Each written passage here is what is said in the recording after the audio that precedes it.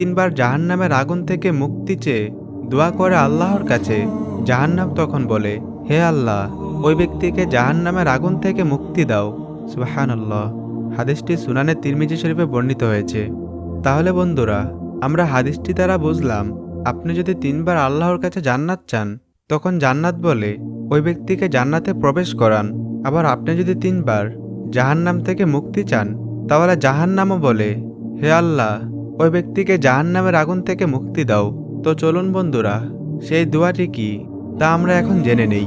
দোয়াটি হলো, আল্লাহুম্মা ইন্নী আসআলুকাল জান্নাতা ওয়া আউযু বিকা মিনান নার।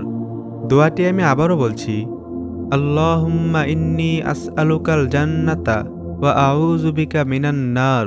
অর্থ, হে আল্লাহ, আমি আপনার কাছে জান্নাত চাই এবং জাহান্নাম থেকে আপনার কাছে আশ্রয় চাই।